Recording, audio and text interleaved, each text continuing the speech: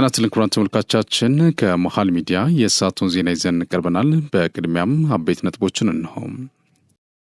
የጸሎተ ሐሙስ ስነ ስርዓት በኢትዮጵያ ኦርቶዶክስ ተዋሕዶ ቤተክርስቲያን መንበረ ጸባዖት ቅድስት ሥላሴ ካቴድራልና በኢትዮጵያ ካቶሊካዊት ቤተክርስቲያን እየተከናወነ ነው። ህብረተሰቡ በሐሰተኛ የብር ኖት እንዳይታለል በግብይት ወቅት ተገቢውን ጥንቃቄ እንዲያደርግ የአዲስ አበባ ፖሊስ አሳሰበ። የኤርትራው ተቃዋሚ ብርጌድ ንሓመዱ የአዲስ አበባ ቢሮውን ለወታደራዊ ማዕከላዊ ጽሕፈት ቤትነት የመጠቀም እቅድ እንዳለው አስታወቀ። ከውጭ ቻይና በአደንዛዥ እጽ ወንጀል 4 ካናዳውያን በሞት ቀጣች። ክቡራን ተመልካቾቻችን ከመሃል ሚዲያ እነዚህና ሌሎችንም ዜናዎች ይዘን ቀርበናል። ከአፍታ በኋላ እንመለሳለን። ዩቲዩብ ቻናሉን ሰብስክራይብ እንዲሁም ይዘቱን ላይክና ሼር በማድረግ የመሃል ሚዲያ ቤተሰብ እንድትሆኑ በአክብሮት እንጋብዛለን። በቅድሚያም ለመላ የኢትዮጵያ ኦርቶዶክስ ተዋሕዶ ቤተክርስቲያንና እንዲሁም የክርስትና እምነት ተከታዮች እንኳን ለጸሎተ ሐሙስ በሰላም አደረሳችሁ ለማለት እንወዳለን። ዜናዎቻችን ይቀጥላሉ። አብራችሁ ነው። የማይደገም እድል ፒያሳ ሊሴ ገብረ ማርያም በሚገኘው ሳይታችን ላይ የመጀመሪያውን ብሎክ 90% ሽያጭ አጠናቀን ሁለተኛውን ብሎክ ለሽያጭ አውጥተናል። በ10% ቅድመ ክፍያ ያለምንም አይነት ተጨማሪ ወለድ ሙሉ በሙሉ በኢትዮጵያ ብር ከባለ 1 መኝታ 64 ካሬ ጀምሮ እስከ ባለ 3 መኝታ 141 ካሬ አማራጮችን ይዘንልዎት መጥተናል። ሱቆች አልቆባችሁ ለነበረ ደንበኞቻችን አድዋ 00 ፊት ለፊት ባለው 4000 ካሬ ሜትር ላይ ባረፈው ጎልደን ሞላችን 20 ካሬ ሱቆችን ከግራውንድ እስከ 5ኛ ፎቅ ለሽያጭ ማውጣታችንን ስንገልጽ በታላቅ ደስታ ነው። እንዲሁም በአጭር ጊዜ ወደ ቤታችሁ መግባት ለምትፈልጉ ደንበኞቻችን ሀያት አደባባይ ገንብተን 90% ባደረስነው ሳይታችን ላይ እየኖሩበት የሚከፍሉበትን አማራጭ ይዘን መጥተናል። ለበለጠ መረጃ 0966 02 9902 ይደውሉ። የጸሎተ ሐሙስ ስነ ስርዓት በኢትዮጵያ ኦርቶዶክስ ተዋሕዶ ቤተክርስቲያን መንበረ ጸባዖት ቅድስት ሥላሴ ካቴድራል ቤተክርስቲያን እየተከናወነ ነው። በስነ ስርዓቱ የኢትዮጵያ ኦርቶዶክስ ተዋሕዶ ቤተክርስቲያን ፓትርያርክ ብፁዕ ወቅዱስ አቡነ ማትያስን ጨምሮ ሊቃነ ጳጳስ፣ ቀሳውስትና ምእመናን ተገኝተዋል። የእምነቱ ተከታዮች ኢየሱስ ክርስቶስ ዝቅ ብሎ ለሐዋርያት ያሳየውን ትህትና በሕይወታቸው ሊገልጡት እንደሚገባም ተመላክቷል። ጸሎተ ሐሙስ ኢየሱስ ክርስቶስ ዝቅ ብሎ የሐዋርያቱን እግር ያጠበበትና ትህትናን ያስተማረበት ዕለት ነው። ጸሎተ ሐሙስ ስነ ስርዓት በኢትዮጵያ ካቶሊካዊት ቤተክርስቲያን እየተከናወነ ነው። በአዲስ አበባ ሀገረ ስብከት ልደታ ማርያም ካቴድራል ቤተክርስቲያን የስነ ስርዓቱ አካል የሆነው መስዋዕተ ቅዳሴ እየተካሄደ ይገኛል። በቤተክርስቲያኒቱ ጸሎተ ሐሙስ በተለያዩ ስነ ስርዓት የሚታሰብ ሲሆን ሚስጥረ ቁርባንና ሚስጥረ ክህነትም በጸሎተ ሐሙስ የተመሰረቱ ሚስጥራት መሆናቸው ይገለጻል። የጌታ እራት ጽብተ እግር እና የኢየሱስ ክርስቶስ የጌቴሴማኒ ጸሎት ከጸሎተ ሐሙስ መርሃ ግብር ውስጥ ተጠቃሽ ናቸው።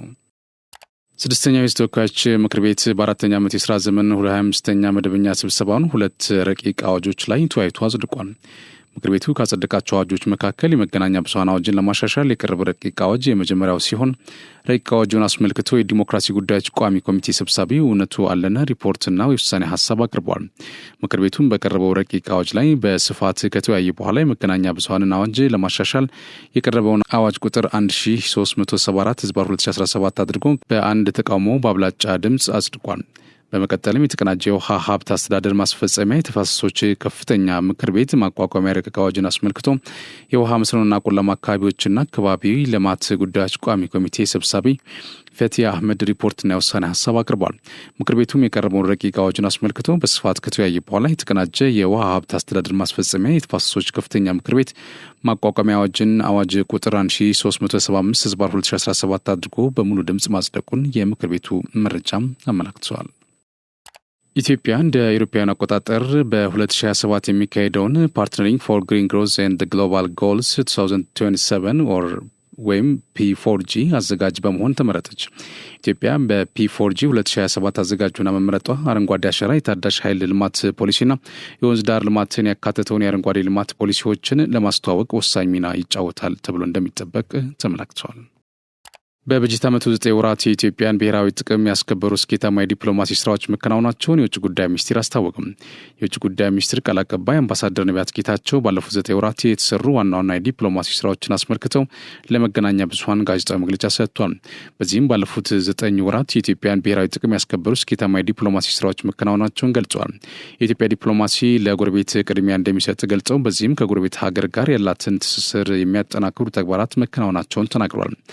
በጋራ ጥቅም ላይ የተመሰረቱ የሁለትዮሽ ግንኙነት የሚያጠናክሩ ውጤታማ ስራዎች መሰራታቸውን ተናግሯል።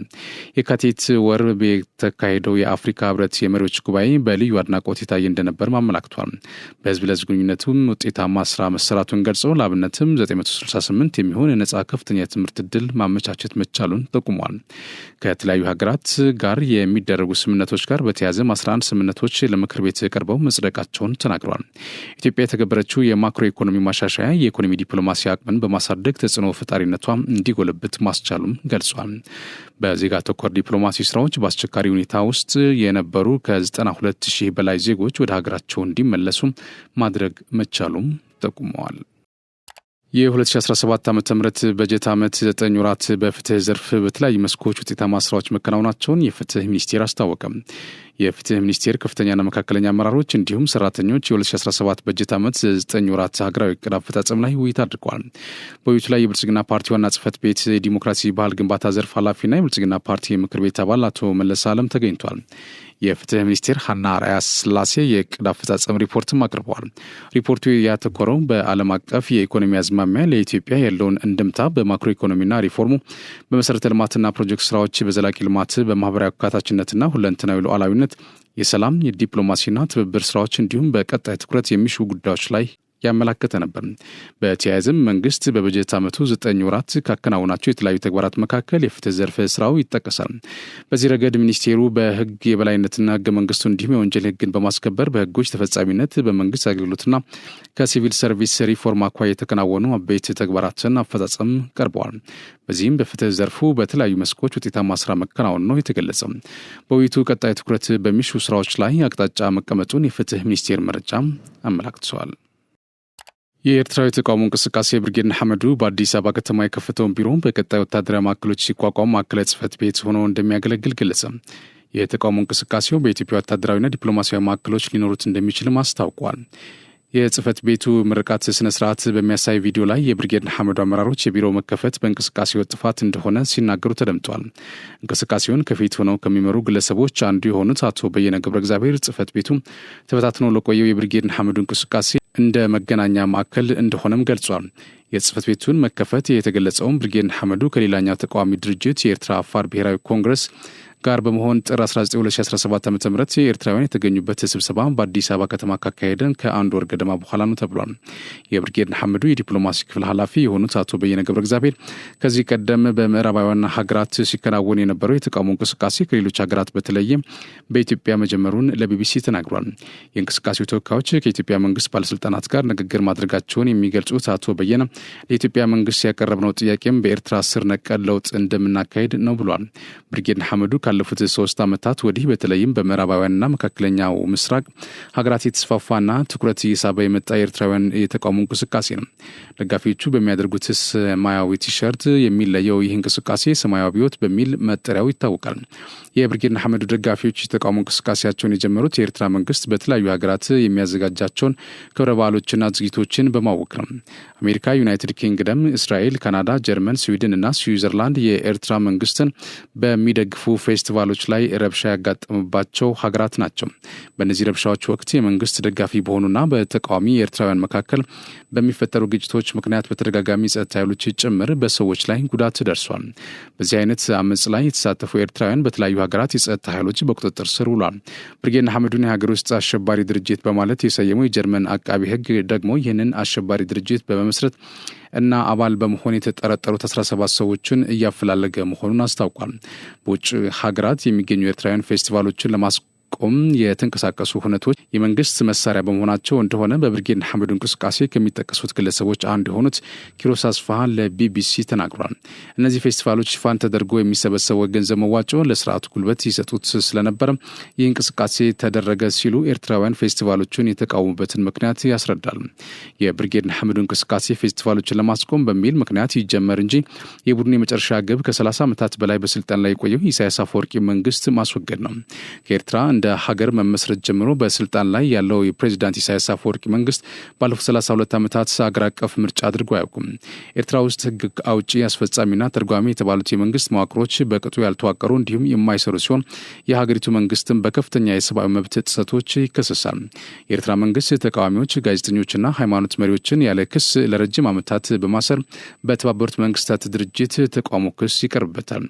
ሀገሪቱ ዜጎች ገደብ የሌለው የግዳጅ ወታደራዊ አገልግሎት እንዲሰጡ የሚደረግ መሆኑም ሀገሪቱን በዓለም አቀፍ የሰብአዊ መብት ጥሰት የሚያስወቅሳት ዋነኛ ጉዳይ ነው። የተባበሩት መንግስታት ድርጅት መርማሪ ኮሚሽን የግዳጅ ሰራተኝነትና ባርነት ሲል የሚገልጸውን ይህንን ወታደራዊ አገልግሎት በመሸሽ በርካታ ኤርትራውያን ሀገራቸውን ጥለው ወጥተዋል። ከጠቅላላው የሀገሪቱ ህዝቦች ብዛት 17 በመቶ የሚሆኑት የተሰደዱባት ኤርትራ ካላት የህዝብ ብዛት አንጻር ከፍተኛ ጥገኝነት ጠያቂ ዜጋ ያላት ሀገር እንደሆነች የተባበሩት መንግስታት ድርጅት የሰብአዊ መብት ከፍተኛ ኮሚሽን ግንቦት 2016 ዓ.ም ያወጣው ሪፖርት ያመለክታል።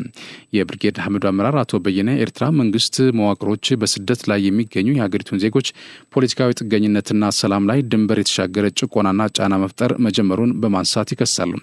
ይህንን ተከትሎም የተፈጠረው የብርጌድ ሐምዱ እንቅስቃሴ ዋነኛ ግቡ በኤርትራ ስር ነቀል የስርዓት ለውጥ ማካሄድ እንደሆነም አቶ በየነ ያስረዳል። ከስርዓት ለውጡ በኋላ በብሔራዊ ጉባኤ በሚካሄድ ጊዜያዊ ሽግግር ተቋማትን የመመስረት ውጥን መኖሩንም እንደዚሁ ገልጿል። መጀመሪያ ስርዓቱን ከኤርትራ ማስወገድ ነው። ከዚያም በመቀጠል በየደረጃው ወደ ህግ ሊቀርቡ የሚችሉ የመንግስት አመራሮችን ወደ ህግ ማቅረብ እንዲሁም ምህረት ሊደረግላቸው የሚገቡትም ምህረት ማድረግ ነው ብሏል። ሀገሪቱ ለማረጋጋትና ለማሸጋገርም በየደረጃው የሚቀርቡ ሰነዶችም አሉ ሲሉም እንቅስቃሴውን ግቡን ሲያሳካ ሊያከናውን ያቀዳቸውን ተግባራት ጠቅሷል። የብርጌድ ሐምዱ እንቅስቃሴ አመራሮች ግባቸው በሰላማዊ ትግል ይሳካል የሚል እምነት የላቸውም። የእንቅስቃሴው ዋነኛ መታገያ ስልት የትጥቅ ትግል እንደሆነ ሁለት የትግል አስተባባሪዎች ለቢቢሲ መናገራቸውን ዘገባው አስታውሷል። የማክሮ ኢኮኖሚ ሪፎርሙን ተከትሎ ከ260 በላይ የውጭ ባለሀብቶች በተፈቀዱ ዘርፎች ለማሰማራት ፍላጎት ማሳየታቸውን የኢትዮጵያ ኢንቨስትመንት ኮሚሽን አስታወቅም። የኮሚሽኑ ሰራተኞች 2017 በጀት ዓመት የ9 ወራት እቅድ አፈጻጸም ሪፖርትን ገምግመዋል። በ9 ወራት የኢንቨስትመንት ከባቢ ሁኔታን ከማሻሻል አዳዲስ ኢንቨስተሮችን ከመሳብና ቀልጣፋ አገልግሎት ከመስጠት አንጻር አመርቂ ውጤቶች መመዝገባቸው ተገልጿል። የማክሮ ኢኮኖሚ ማሻሻያን ተከትሎ ለውጭ ባለሀብቶች በተፈቀዱ የውጭ ገቢ ጅምላና ችርቻሮ ንግድ ስራዎች ከ260 በላይ ባለሀብቶች በዘርፉ ለመሳተፍ ፍላጎትን እንዳሳዩ ሪፖርቱ አመላክቷል። ፍላጎት ካሳዩት መካከል የ78ቱ ተቀባይነት ያገኘ ሲሆን ከነዚህም ውስጥ 40 የውጭ ባለሀብቶች የኢንቨስትመንት ፍቃድ ወስዷል። በሌላ በኩል የውጭ ኢንቨስትመንትን ከመሳብ አንጻርም ስኬታማ ስራ መከናወን ነው የተገለጸው።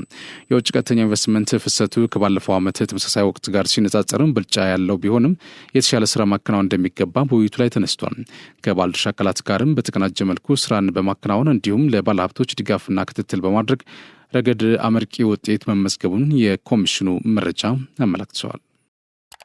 ህብረተሰቡ በሐሰተኛ የብር ኖት እንዳይታለል በግብይት ወቅት ተገቢውን ጥንቃቄ እንዲያደርግ የአዲስ አበባ ፖሊስ ኮሚሽን አሳሰበ። የአዲስ አበባ ፖሊስ የህዝብ ግንኙነት ኃላፊ ኮማንደር ማርቆስ ታደሰ እንደገለጹት በበዓሉ ወቅት የሚፈጸሙ የተለያዩ የማጭበርበር ወንጀል ድርጊቶች ከወትሮ ይጨምራሉ። የ2017 የትንሣኤ በዓል በድምቀት እንዲከበርና ህብረተሰቡ በተለያዩ የወንጀል ድርጊት እንዳይጋለጥ ለመከላከል ፖሊስ በቂ ዝግጅት ማድረጉን ገልጸው ህብረተሰቡ ተገቢውን ጥንቃቄ ማድረግ እንዳለበት አስገንዝበዋል። ከበዓሉ ጋር በተገናኘ ኤግዚቢሽንና ባዛር ግብይቶች በብዛት ስለሚኖሩ ማህበረሰቡ በተለምዶ ኪስ አውላቂ ከሚባሉ ሌቦች ራሱን መጠበቅ እንዳለበት ጠቅሰው የተለያዩ እንቅስቃሴ ሲመለከትም ለጸጥታ አካላት ጥቆማ በመስጠት ወንጀሉን እንዲከላከል ጥሪ አቅርበዋል። ለበዓል የሚቀርቡ ሸቀጦች ላይ ባዕድ ነገር ቀላቅሎ የሚሸጥ ድርጊት እንደሚፈጸም ገልጸው ይህንን ለመከላከል በሰዋራ ስፍራ ግብይት ከመፈጸም መቆጠብ እንደሚገባ መክረዋል። ገበያ ላይ ካለው ዋጋ እጅግ ያነሰ ክፍያም ሲጠየቁ ምርቱ ችግር ያለበት ወይም የተሰረቀ ሊሆን ስለሚችል መጠራጠር ተገቢነት እንዳለው አመላክቷል። ሸቀጦች ላይ ተገቢ ያልሆነ የዋጋ ጭማሪ እንዳይኖር ለመከላከል ክትትል እንደሚደረግ የገለጹት ኮማንደር ማርቆስ በግብይት ወቅት በሐሰተኛ የብር ኖቶች ላለመጭበርበር ሸማቹም ሆነ ነጋዴው አስፈላጊውን ጥንቃቄ ማድረግ አለበት ብሏል። ሐሰተኛ የብር ኖቶች ወደ ገበያ የሚገቡት ከትክክለኛ የብር ኖቶች ጋር በመቀላቀልና ሙሉ ለሙሉ ሐሰተኛ የብር ኖቶች ብቻ በመጠቀም መሆኑን ጠቅሷል። የእንስሳት ግብይት ሲደረግ የዲጂታል ክፍያ አማራጮችን መጠቀም የሚመረጥ መሆኑን መክሯል። ጠጥቶ ከማሽከርከር ትርፍ ሰው ከመጫን እንዲሁም ከፍጥነት በላይ ከማሽከርከር መቆጠብ እንደሚገባ በመግለጽ የትራፊክ ደንብን ማክበር ይገባል ሲሉም መልእክታቸውን አስተላልፈዋል። የኢትዮጵያ ኤሌክትሪክ አገልግሎት በመጪው የትንሣኤ በዓል የኃይል መቆራረጥና መዋዠቅ ችግርን ለመቀነስ የቅድመ ዝግጅት ስራዎችን እያከናወነ መሆኑን አስታወቀም። ተቋሙ በበዓሉ ዋዜማና በዕለቱ የኃይል መቆራረጥና መዋዠቅ ሳይፈጠር ለተጠቃሚው ለማቅረብ ከተከሰተም አፋጣኝ ምላሽ የሚሰጥ ግብረ ኃይል በየደረጃው በማዋቀር ወደ ስራ መግባቱን ገልጿል። ደንበኞች የኃይል መቆራረጥ ችግር እንዳያጋጥም የኃይል ጭነት በማይበዛባቸው ሰዓታት በተለይ ከምሽቱ 4 ሰዓት እስከ ንጋቱ 12 ሰዓት ባሉት ጊዜያት ቢጠቀሙ እንደሚመከር ነው የገለጸው። ከዚህ በተጨማሪም ደንበኞች በቤት ውስጥ የሚገለገሉባቸውን የኤሌክትሪክ ቁሳቁሶች ኃይል ቆጣቢና ለአደጋ የማያጋልጡ እንዲሆኑም አስገንዝበዋል። ለኤሌክትሪክ አደጋና ለተለያዩ ጥያቄዎች በ905 እና በ904 ነጻ የጥሪ ማዕከል በመደወል ማሳወቅ እንደሚቻል ከተቋሙ የተገኘው መረጃ አመላክተዋል። በአማራ ክልል በደብረ ብርሃን በደሴና በመተማ ከተሞች ለትንሳኤ በዓል የሚያስፈልጉ የኢንዱስትሪና የግብርና ምርቶች በብዛትና በአይነት በማቅረብ የገበያ ማረጋጋት ስራ እየተሰራ መሆኑ ተገለጸ።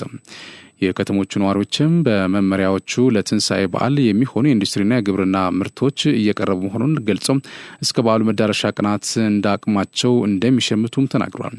የደብረ ብርሃን ከተማ አስተዳደር ንግድ መምሪያ ኃላፊ አቶ ዘውገ ንጉሴ እንደገለጹት አርሶ አደሩ በየአካባቢው በተቋሙ የግብይት ማዕከላት ምርቱን በስፋትና በጥራት ለተጠቃሚው ህብረተሰብ እያቀረበ ነው።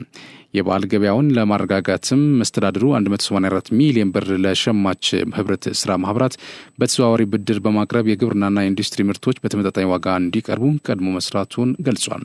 በቂ ምርት ለማቅረብም ከአምራች ኢንተርፕራይዞች ጋር በማስተሳሰር 1500 ኩንታል ቀይ ሽንኩርት በማቅረብ 1 ኪሎ እስከ 40 ብር እየተሸጠ መሆኑን ተናግሯል። በተጨማሪም 650 የቀንድ ከብት፣ 7000 የበግና ፍየል ሙክት፣ 45000 የስጋ ዶሮና ከ498,000 በላይ እንቁላል በትስስር እየቀረቡ መሆኑን አስረድቷል። ከኢንዱስትሪ ምርቶችም 540 ኩንታል ስኳር፣ 400 ኩንታል የዳቦ ዱቄትና 100,000 ሊትር ዘይት በተመጣጣኝ ዋጋ ለተጠቃሚው ህብረተሰብ ማቅረብ መቻሉን አረጋግጧል። በጎላላ አልጠራ ወረዳ ጨቂ ቀበሌ ነዋሪ አቶ ዘነበ አሰፋ እንዳሉት ያደለቡትን ሰንጋ በተመጣጣኝ ዋጋ ለመሸጥ ወደ ገበያ መምጣታቸው ተናግሯል። በተያያዘም በደሴ ከተማ አስተዳደር ለትንሳኤ በዓል የሚያስፈልጉ ምርቶችን በማቅረብ የገበያ ማረጋጋት ስራ መስራቱን የከተማ አስተዳደሩ ንግድና ገበያ ልማት መምሪያ ኃላፊ አቶ ዮናስ እንዳለ ተናግሯል። በዚህም ሽንኩርት፣ ቲማቲም፣ ዘይት፣ እንቁላል፣ ዶሮና ሌሎችም ለበዓል የሚያስፈልጉ ምርቶች በማቅረባቸው ህብረተሰቡ ተረጋግቶ በተመጣጣኝ ዋጋ መሸመት ይችላል ብሏል።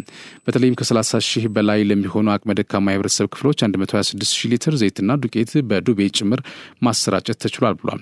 የደሴ ከተማ ነዋሪ የሆነው ወጣት መካሻ ያየው ሰው በበኩሉም ለትንሳኤ በዓል በተቋቋመው የገበያ ማዕከል ከ15,000 በላይ እንቁላል ለሸማቹ ማህበረሰብ ማቅረቡን ተናግሯል። የደሴ ከተማ አስተዳደር የበዓል ገበያውን ለማረጋጋት 20 ሚሊዮን ብር በተዘዋዋሪ ብድር በመመደብ ገበያው እንዲረጋጋ አስተዋጽኦ እያበረከተ መሆኑን ተገልጿል። በሌላ በኩል በገንዳ ውሃ ከተማ ለመጪው ትንሳኤ በዓል የእርድ እንስሳት በቂ አቅርቦት መኖሩን የገለጹት ደግሞ በምዕራብ ጎንደር ዞን የገንዳ ውሃና ኮኪት ከተማ ነዋሪዎች ናቸው።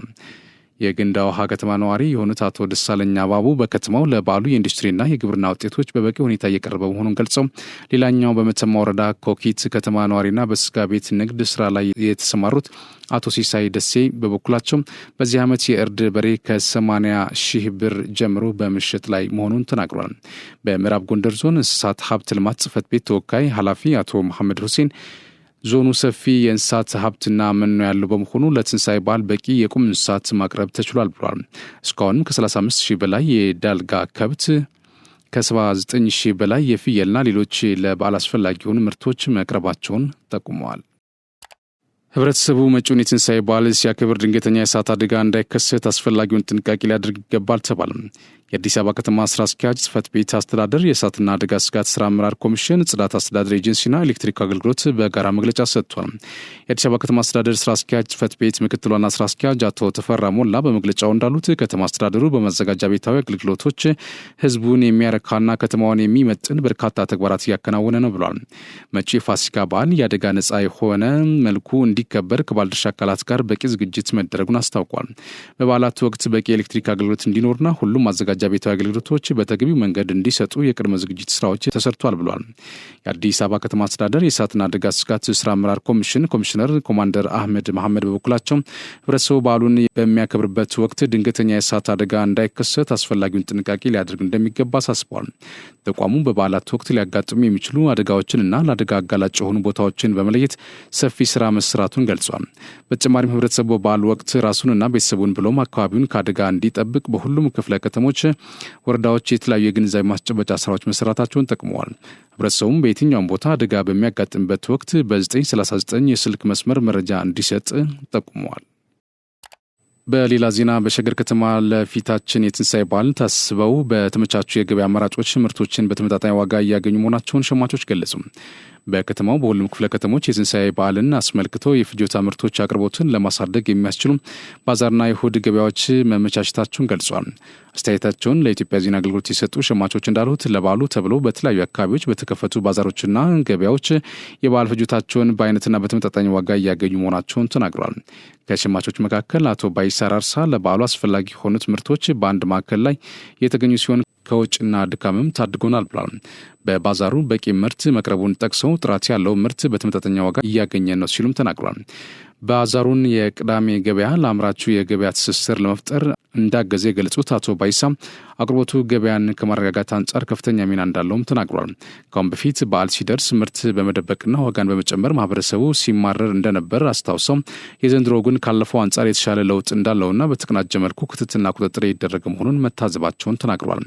ሌላዋ ሸማች ወይዘሮ አለሚቱ አበራ በኩላቸው በባዛሩ የቀረቡ ምርቶች ከሌሎች ቦታዎች አንጻር በእያንዳንዱ ምርት ላይ ከ5 እስከ 10 ብር የዋጋ ቅናሽ ለውጥ መኖሩን ተናግሯል። ለዘንድሮ የትንሳኤ በዓል የምንፈልጋቸውን ምርቶች በአንድ ማዕከል በተመጣጣኝ ዋጋ እያገኘን ስለሆነ በጣም ደስተኛ ነን ብለዋል። ወጣት ጥሩነሽ አባቡ በኩላቸው መንግስት ባመቻቸላቸው ምቹ ሁኔታ ተደራጅተው ያመረቱን ምርት ለበዓል ገበያ ማቅረባቸውን ተናግራለች። ምርቱ በብዛት እየቀረበ መሆኑን ገልጻ ያመረትነውን ምርት ለህብረተሰቡ በተመጣጣኝ ዋጋ በማቅረብ ገበያን ከማረጋጋት አንጻር የድርሻችንን እየተወጣ ነው ብላለች። ለበዓሉ የአትክልትና ፍራፍሬ ምርትን በማቅረብ በተመጣጣኝ ዋጋ እየሸጡ መሆናቸውን የተናገሩት ደግሞ አቶ ኬሩን መሐመድ ናቸው። ግብይቱ በደማቅ ሁኔታ እየተካሄደ መሆኑን ጠቅሰው ሸማቹን በምርታችንን በዋጋችን ደስተኛ ነው ብሏል።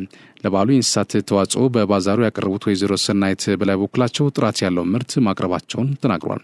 ዋጋውም የህብረተሰቡን አቅም ባገናዘበ መልኩ ስለሆነ ህዝቡን ተጠቃሚ እያደረጉና በጥሩ ሁኔታ በደስታ ምርቱን እየሸጡ መሆኑን ተናግረዋል።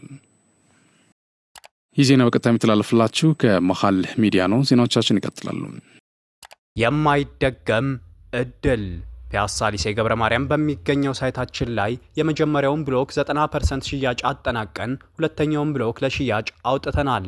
በ10% ቅድመ ክፍያ ያለምንም አይነት ተጨማሪ ወለድ ሙሉ በሙሉ በኢትዮጵያ ብር ከባለ 1 መኝታ 64 ካሬ ጀምሮ እስከ ባለ 3 መኝታ 141 ካሬ አማራጮችን ይዘንልዎት መጥተናል።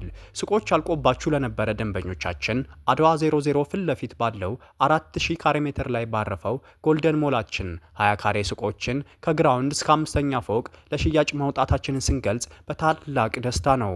እንዲሁም በአጭር ጊዜ ወደ ቤታችሁ መግባት ለምትፈልጉ ደንበኞቻችን ሀያት አደባባይ ገንብተን 90% ባደረስነው ሳይታችን ላይ እየኖሩበት የሚከፍሉበትን አማራጭ ይዘን መጥተናል። ለበለጠ መረጃ 0966 02 9902 ይደውሉ። የአፍሪካ ሀገራት በሀገር ውስጥ ምንዛሬ እንዲገበያዩ ጥሪ ቀረበ። በ57ኛው የአፍሪካ የገንዘብ የዕቅድና ኢኮኖሚ ልማት ሚኒስትሮች ጉባኤ ላይ የተሳተፉ ባለሙያዎች የአፍሪካ መንግስታት የንግድና ሌሎች ግብይቶችን በሀገር ውስጥ ምንዛሬዎች ለመፍታት አማራጮችን እንዲፈልጉ አሳስበዋል። የሀገር ውስጥ ምንዛሬ ፋይናንስን ማስቀደም የአፍሪካ ኢኮኖሚ ከውጭ ጥገኝነት ለመጠበቅና የበለጠ ጠንካራ የፋይናንሻል ስነ ምህዳር ለመፍጠር ንቁ እርምጃ ነው ሲሉ የተባበሩት መንግስታት የአፍሪካ ኢኮኖሚክ ኮሚሽን ዋና ኢኮኖሚስት ሃናን ሞርሲ በስብሰባው ተናግሯል። ሌላው በአፍሪካ ልማት ላይ ለውጥ የሚያመጣውን የፓን አፍሪካ የክፍያ ስርዓት እድገት ሲሆን ይህም በሀገር ውስጥ ምንዛሬዎች መገበያየት ያስችላል ያሉት ሞርሲ አፍሪካ በዩናይትድ ስቴትስ ዶላር ላይ ከፍተኛ ጥገኛ መሆኗ ኢኮኖሚያዊ ተጋላጭነቷ እንዳስከተለባት ተናግሯል። የአፍሪካ ንግድ ፖሊሲ ማዕከል አስተባባሪ አቶ መላኩ ደስታ አፍሪካ የምትገበያይበት እንደ ዩናይትድ ስቴትስ ዶላር አህጉሪቱን በዓመት $5 ቢሊዮን ያስወጣል።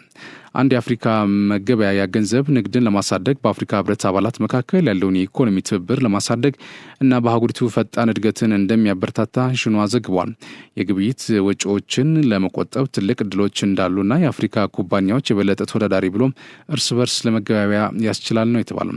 ለበርካታ 10 ዓመታት የአፍሪካ መንግስታት በአህጉሪቱ ውስጥም ሆነ ከዓለም አቀፍ አጋሮች ጋር በውጭ ምንዛሬዎች ማለትም በዩናይትድ ስቴትስ ዶላር፣ በዩሮ እና በመጠኑም ቢሆን የእንግሊዝ ፓውንድ ፖላንድ ይገበያያሉ። ይህ ጥገኝነት ታሪካዊ ኢኮኖሚ ትስስር ከቅኝ ግዛት በኋላ የባንክ ተቋማትና የዓለም አቀፍ የንግድ ዘይቤዎች ውጤት ነው ብሏል።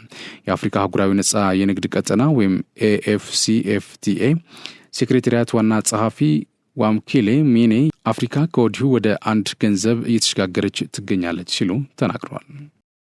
ቻይና በአደንዛዥ እጽ ወንጀል 4 ካናዳውያንን በሞት ቀጣች። በዚህ ዓመት መጀመሪያ ላይ 4 ካናዳውያን በቻይና ውስጥ ከአደንዛዥ እጽ ጋር በተያያዘ ክስ መገደላቸውን የካናዳ ባለስልጣናት አረጋገጠ። የካናዳ የውጭ ጉዳይ ሚኒስትር ማሊኒ ጆሊ እንደተናገሩት ሁሉም ጥምር ዜግነት ያላቸው ሲሆኑ ጉዳዩን ለወራት በቅርበት ሲከታተሉት ቆይቷል። የቀድሞ ጠቅላይ ሚኒስትር ጀስቲን ትሩድን ጨምሮ ከሌሎች ባለስልጣናት ጋር ቅጣቱን ለማስቆም እንደተሞከረም ለቢቢሲ ተናግሯል። በካናዳ የሚገኘው የቻይና ኤምባሲ ቃል አቀባይ ኦቶዋ በበኩላቸው ከዓመታት ውጥረት በኋላ በአገሮቹ መካከል ያለውን ግንኙነት እየቀነሰ እንደሄደ ኃላፊነት የጎደላቸው አስተያየቶች እንዲቆሙ አሳስበዋል። ኤምባሲው በጂንግ የካናዳ ዜጎችን መብትና ጥቅም ሙሉ በሙሉ አረጋግጣለች ያለ ሲሆን ካናዳም የቻይናን ሉዓላዊነት እንድታከብር አሳስበዋል። የቻይና የውጭ ጉዳይ ሚኒስቴር በሕጉ መሰረት እርምጃ መውሰዱን ገልጿል። ለወንጀላቸውም ጠንካራና በቂ ማስረጃ አለ ብሏል። የካናዳ የውጭ ጉዳይ ሚኒስትር ማሊኒ ጆሊ ለጋዜጠኞች በሰጡት መግለጫ የተገደሉት 4 ሰዎች የቻይናና የካናዳ ዜጎች ናቸው። ግድያቸውም ከአደንዛዥ እጽ ክስ ጋር የተያያዘ ነው ብሏል። በቻይና በካናዳውያን ላይ የተፈጸመውን የሞት ቅጣት አጥብቀን እናወግዛለን ሲሉ አክሏል። ካናዳውያን ደህንነታቸው የተጠበቀ መሆኑን ለማረጋገጥ በቻይና ላይ ጫና ማሳደር ምን ያህል አስፈላጊ እንደሆነ አረጋግጠናል ብሏል። በቻይና ውስጥ ምን ያህል ሌሎች ካናዳውያን የሞት ቅጣት እንደሚጠበቃቸው ግልጽ መረጃዎችን በሚስጥር እንዲይዙ ከቤተሰቦቻቸው ጥያቄ እንደቀረበላቸውም ጠቅሷል። አምኒስቲ ኢንተርናሽናል ባወጣው መረጃ ቤጂንግ በየዓመቱ በሺዎች የሚቆጠሩ ሰዎችን በሞት ቅጣት እንደምትቀጣ አስታውቋል። ቻይና ከአደንዛዥ እጽ ከሙስናና ከስለላ ጋር በተያያዘ ወንጀሎች ላይ የሞት ቅጣት የምትፈጽም ቢሆንም በውጭ ሀገሮች ዜጎች ላይ የሞት ቅጣት ስትፈጽም ግን እምብዛም አይታይም። የሰብአዊ መብት ተሟጋቾች ድርጅቶች ቻይና በዓለም ላይ ከፍተኛ የሞት ፍርድ ከሚፈጽሙባቸው ሀገሮች መካከል አንዷ ነች ብለው ያምናሉ። የእስራኤል መከላከያ ሚኒስቴር በጋዛ የሚካሄደው ጦርነት ካበቃ በኋላ የአገሪቱ ወታደሮች የሰፊ ስፍራዎችን በመያዝ ባቋቋሙት የጸጥታ ቀጠናዎች እንደሚቆዩ ተናገሩ።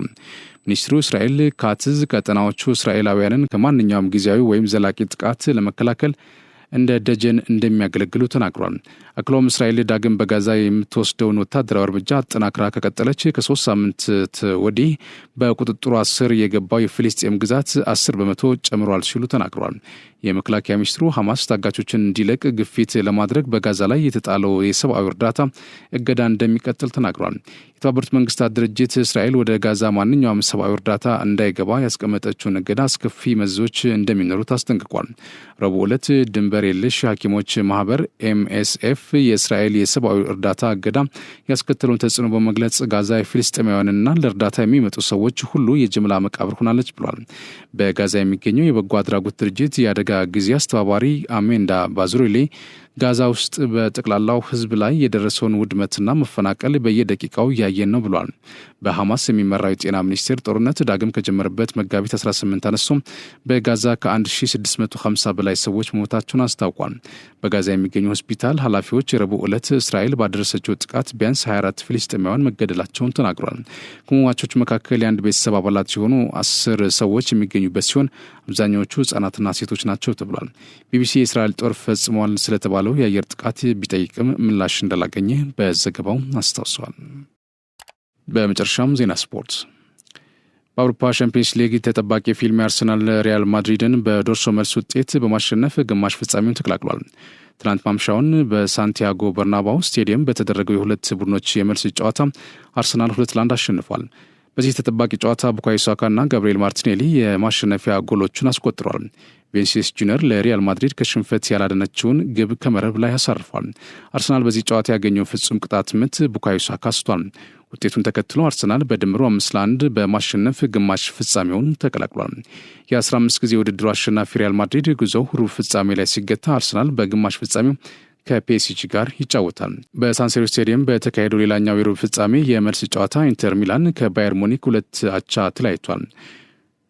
ላውትሮ ማርቲኔዝ እና ቤንጃሚን ፓቫርድ ለኢንተር ሚላን ጎሎቹ አስቆጥሯል። ሃሪኬንና ኤሪክ ዳየር ለባየር ሙኒክ ግቦቹን ከመረብ ላይ ያሳረፉ ተጫዋቾች ናቸው። ውጤቱን ተከትሎ ኢንተር ሚላን በድምሩ 4-3 በማሸነፍ ግማሽ ፍጻሜውን ሲቀላቅል በግማሽ ፍጻሜው ከባርሴሎና ጋር ይጫወታል። የግማሽ ፍጻሜ ጨዋታዎች በሚያዝያ ወር መጨረሻ ይከናወናሉ። ክቡራን ተመልካቾቻችን ከሞሃል ሚዲያ ለሰዓቱ ያዝናቸው ዜናዎች እነዚህ ናቸው። ስለተከታተላችሁ እናመሰግናለን። ቀሪ ዝግጅቶች ይቀጥላሉ። በእኔ በኩል ጨርሻለሁ። በያላችሁበት ሰላም ሁኑ። የማይደገም እድል ፒያሳ ሊሴ ገብረ ማርያም በሚገኘው ሳይታችን ላይ የመጀመሪያውን ብሎክ 90% ሽያጭ አጠናቀን ሁለተኛውን ብሎክ ለሽያጭ አውጥተናል። በ10% ቅድመ ክፍያ ያለምንም አይነት ተጨማሪ ወለድ ሙሉ በሙሉ በኢትዮጵያ ብር ከባለ 1 መኝታ 64 ካሬ ጀምሮ እስከ ባለ 3 መኝታ 141 ካሬ አማራጮችን ይዘንልዎት መጥተናል። ሱቆች አልቆባችሁ ለነበረ ደንበኞቻችን አድዋ 00 ፊት ለፊት ባለው 4000 ካሬ ሜትር ላይ ባረፈው ጎልደን ሞላችን 20 ካሬ ሱቆችን ከግራውንድ እስከ 5ኛ ፎቅ ለሽያጭ ማውጣታችንን ስንገልጽ በታላቅ ደስታ ነው። እንዲሁም በአጭር ጊዜ ወደ ቤታችሁ መግባት ለምትፈልጉ ደንበኞቻችን ሀያት አደባባይ ገንብተን 90% ባደረስነው ሳይታችን ላይ እየኖሩበት የሚከፍሉበትን አማራጭ ይዘን መጥተናል። ለበለጠ መረጃ 0966 02 9902 ይደውሉ። ፕሮጀክት በኖርማል ቢሄድ ኖሮ ብዙ ጊዜ ይወስድ ነበር፣ ከዚህም በላይ ብዙ ገንዘብ ይወስድ ነበር ይላሉ። እና ሞቲቬትድ የሆነ ሰው የሆነ መስሪያ ቤትን ማስተካከል ምናምን አይደለም። ከፈለገ በጣም የተነሳሳ ሰው እና በሐሳቡ ከፍተኛ እምነት ያሳደረ ሰው ወደ ጨረቃም በ8 ዓመት መድረስ ይችላል ማለት ነው። ይሄ ሌላው የሞቲቬሽን የፓወር ኦፍ ሞቲቬሽን የተነሳሱ ሰዎች የማድረግ አቅም ከፍተኛ እንደሆነ የሚያሳየን በኢንዱስትሪያል ሪቮሉሽን የሆነው ነው። ኢንዱስትሪያል ሪቮሉሽን ማለት ከ1820 እስከ 2000 ድረስ የነበረው ጊዜ ነው። ጂዲፒ በዓለም ደረጃ ጂዲፒ ፐር ካፒታል 1000% ነው የጨመረው። እንደዚህ ያጋጥሞ አያውቅም። በ1000% እንትን ብሏል። የሰው ልጅ የእድሜ ጣሪያው አቨሬጅ እድሜ ጣሪያው በ1800 አንዳንዶቹ 20 እስከ 30 ነበር ይላሉ፣ አንዳንዶቹ 35 ይላሉ። በ35 እንወሰደውና ከ1800 እስከ 2000 በነበረው ጊዜ ውስጥ ወደ 73 ዓመት አድርጓል። ይሄ ሚራክል ነው። ብዙ የሰው ልጅ ከ2 እስከ 5 ዓመት ባለው ጊዜ ውስጥ ይሞት ነበር። ብዙ ህፃናት ይሞቱ ነበር። ኢንፋንት ሞርታሊቲ ከፍተኛ ነበር። ወረርሽኝ በጣም ከፍተኛ ነበር። እዚህ ላይ ኤሌክትሪሲቲ፣ የባቡር መንገድ፣ መድኃኒት፣ እነዚህ ሁሉ አምቢሸስ ሰዎች በዛ ዘመን የነበሩ አምቢሸስ ሰዎች የፈጸሟቸው ነገሮች ናቸው። እና አንድ ሰው ሞቲቬትድ ሲሆን፣ አንድ የሆነ አሳቢ ሞቲቬትድ ሲሆን፣ አንድ ህዝብ ሞቲቬትድ ሲሆን ጂዲፒውን ከ1820 እስከ 2000 ባለው ጊዜ ውስጥ 1000% ጂዲፒ ፐር ካፒታል ኢንካምን በ1000% ማሳደግ ይችላል ማለት። ሞቲቬትድ ሲሆን የሰው ልጅ የእድሜ ጣሪያን ከ35 ወደ 73 ዓመት ማሳደግ ይችላል። እና ስቲቭ ጆብስ ምን ይላል እዚህ ላይ? people who are crazy enough to think they can change the world are the ones who do ዓለምን እቀይራለሁ ብለው ዓለምን እቀይራለሁ የሚል እብደት የተጠናወታቸው ሰዎች ነው መጨረሻ ላይ የማታ ዓለምን የመቀየር በተግባር ዓለምን የመቀየር አቅም የሚያዳብሩት ወይ በተግባር ዓለምን ቀይረው የሚገኙት። ያበዱ ይመስለናል። አምቢሽናቸው ረፍት አልባ ያረጋቸዋል፣ ያናግራቸዋል። መጨረሻ ላይ ግን የማታ እንዳልሳቅንባቸው ምናምን እንዳልንባቸው ከዛ ድሪማቸውን አቺቭ ያደርጋሉ። የመጀመሪያው ሬልዌይ ሰራለሁ ብሎ የተነሳው ሰው ብዙ ሰው ስቆበታል። የመጀመሪያው የአምፖል ሰራለሁ ብሎ ያሰበው ሰው ብዙ ሰው ስቆበታል። እና አምቢሽስ ሰዎች በሌላው ሰው አይን እንደ እብድ ይቆጠራሉ። አንኮንቬንሽናል የሆነ ቲንኪንግ የተለመደ አይነት አስተሳሰብ የላቸው ሰው ከዛ ወጣ ያሉ ሰዎች ላይት በልብን ለመስራት አምፖል የሚሰራ ሰው አንኮንቬንሽናል ቲንኪንግ ያስፈልገዋል። የተለመደው የሚያስብ ከሆነ ሻማ ነው ገዝቶ የሚያበራው። አይ ሻማ አይደለም የሚያበራው አምፖል ነው ማበራው። የሌለ አምፖል አልነበረም፣ አምፖል እኮ የለም። በሌለ ሁኔታ አስቦ ክሬዚ ሆኖ አስቦ ከዛ ተግባራዊ እንዲሆን ሰርቶና ሲያሳካ እንትን ያደርጋል ማለት ነው። ከ1954 በፊት ምን ይባል ነበር? አንድ ሰው ከ4 ደቂቃ ባነሰ ጊዜ ውስጥ 1 ማይል መሮጥ አይችልም የሚል አጠቃላይ አንደርስታንዲንግ ነበር። 1 ማይል ከ4 ደቂቃ ባነሰ ጊዜ ውስጥ የሰው ልጅ ሮጦ መግባት አይችልም፣ ኢምፖሲብል ነው የሚል አጠቃላይ ስምምነት ነበር። እና አንድ ሮገር ባኒስተር የሚባል እና ብሩክ ባሪየር የሚባሉ ሰዎች ይሄን አይቻልም የሚባል ነገር ሰብረው ከ4 ደቂቃ በታች በሆነ ጊዜ ውስጥ 1 ማይል ሮጦ ገቡ። እነዚህ ሪከርድ እንሰብራለን የግድ ይሄን አቺቭ ማድረግ አለብን አዲስ ታሪክ መስራት አለብን ብሎ ሞቲቬትድ የሆኑ ሰዎች ናቸው። ከዛ በኋላ 37 ሯጮች እነዚህ ሰዎች ከሰበሩት በኋላ 37 ሯጮች ሰብረውታል። አሁን የዓለም ሪከርድ 1 ማይል በ3 ሰዓት ከ43 ደቂቃ 13 ሰከንድ መግባት ይቻላል ይገባሉ ሯጮች። 1954 ግን ኢምፖሲብል ነበር እና እነዚህ ሰዎች ለመሮጥ ሲሞክሩ ከ4 ደቂቃ በታች እንገባለን ሲሉ ልባችሁ ይፈነዳል አትችሉም ትሞታላችሁ ተብሎ ብዙ አስጠንቅቋቸዋል። ፋይናሊ ግን they made it happen። የሰው ልጅ ሞቲቬትድ ከሆነ ከፍተኛ የሆነ የማድረግ አቅም አለው። አንድ ሚካኤል ፐልፕስ የሚባል ሰውዬ 23 የኦሎምፒክ ሜዳሊያ አግኝቷል እና በኦሎምፒክ ታሪክ ውስጥ ትልቅ ከፍተኛውን የሜዳሊያ ቁጥር ያገኘ ሰው ተብሎ በታሪክ ይታወሳል። ዩሴን ቦልት የሚባለው በጣም ፈጣኑ ሯጭ ጀማይካዊ በ9 ደቂቃ ከ58 ሰከንድ ገብቶ ሪከርድ ይዟል። ሰሬና ዊሊያምስ የምትባለው የቴኒስ ተጫዋች 23 ግራንድ ታይትልስ አሸናፊ በመሆን ከፍተኛ ሪከርድ ይዛለች። እነዚህ ሶስቱ ታሪኮች የሚካኤል ፐልፕስ የዩሴን ቦልት እና የሰሬና ዊሊያምስ ታሪክ የሚያሳየን የሰው ልጅ ከቆረጠ አደርገዋለሁ ብሎ ከተነሳ በራሱ ከፍተኛ እምነት ካለው በነገርየው አስፈላጊነት ካመነበት ተአምር ይሰራል። አላደርግም ብሎ የሚያስብ ከሆነ ሰልፍ ዳውት ራሱን የሚጠራጠር ከሆነ ሰልፍ ሳቦቴጅ ያለው ሰው ከሆነ ራሱን የሚያደናቅፍ ሰው ከሆነ ራሱን ጠልፎ የሚጥል ሰው ከሆነ እንኳን ይህን ተአምር በኖርማል ደቂቃ መግባት አይችልም። ውስጣችን ላይ ተአምር የመስራት አቅም አለ። ምንም ያለ መስራት ፌል የማድረግ አቅም አለ። የትኛውን ነው የምንመግበው ነው? የትኛው ነው ፊድ የምናደርገው? ከሁለቱ ችሎታዎቻችን መካከል የትኛው ነው እንዲያርግ የምንፈቅድለት ነው? ዘሞራል ኦፍ ስቶሪ። ሰሬና ዊሊያምስ ምን ትላለች? ምንም እንኳን በእናንተ ችሎታ በእናንተ አቅም ማንም ሰው ባያምንም እናንተ ግን በራሳችሁ የማድረግ አቅም ላይ ከፍተኛ እምነት ልታዳብሩ ይገባል። ሌላ ሰው ቢጠራጠራችሁ እሱ ኦኬ፣ እናንተ ግን ራሳችሁን አትጠራጠሩ። ሌላ ሰው ባያምናችሁ ግድ የለም፣ ስታረጉት ፈጽማችሁ ስትገኙ ያምናችኋል። ዋናው እናንተ ራሳችሁ እንዳትጠራጠሩ ትላለች። ራሳችሁ በራሳችሁ የማድረግ አቅም ላይ መጀመሪያውኑ አደርገዋለሁ የስ አይካን ብሎ የሚነሳ ሰው ያሸንፋል። የሚጠራጠር ሰው ይሸነፋል። ኢንስፓይሬሽንስ ጋንዲ እንግዲህ ሎየር ነው። ደቡብ አፍሪካ የህግ ባለሙያ ነበር። ከደቡብ አፍሪካ ወደ ህንድ ሄዶ በብዙ ምክንያት ተገፍቶ የእንግሊዝን ቅኝ ግዛት መታገል ይጀምራል።